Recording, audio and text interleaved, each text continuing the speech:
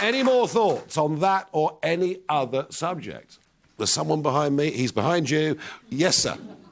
Your name, please. Oh, I'm Matt. Now, you are a journalist, aren't you? I am, yeah. Fair enough. I feel I have to ask this because you said at the start people are coming from very different cultures. Yes. Your critics would say this is dog whistle racism. What would be your response to that? No. I tell you what I'm saying. I think that if you have an immigration rate that runs too high, with people who speak different languages, have a totally different culture, and in particular, attitudes towards women and their place in society, then I think you're storing up for yourself an enormous problem, which then leads to cities with divided communities. I've seen divided communities in Belfast in the 1990s. I've seen what it's like when people live apart for reasons of religion, predominantly in that case. And I just think, it's very interesting. From Windrush right up to the year 2000, net migration to Britain, the question really that the gentleman was aiming at the back, net migration to Britain for that whole period ran at about 30,000 people a year. We had by far the best levels of integration, by far the best race relations of any country in Europe.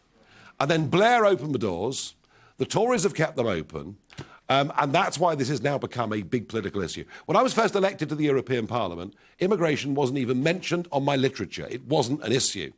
Now we have net migration running at 300,000 a year, illegal immigration running at God knows what. This is the idea that to do what 200 other countries in the world do, to limit who comes in, to choose who comes in, I was just in Australia. Goodness gracious me, you've got to have health insurance for 4 years. You've got to show, that you look after yourself and not be a burden. You've got to show you haven't got a criminal record. They've changed the policy from a couple of hundred years ago.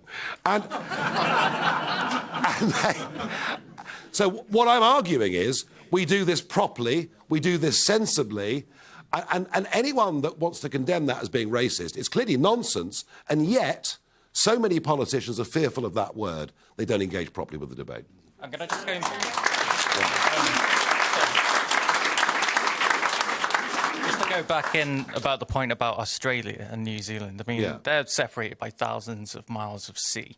Have you looked out there? But people can swim the channel. How many people can cross the channel in a few hours? More people have been into space than have swum the English Channel unaided. All right? Is the answer to that one. No.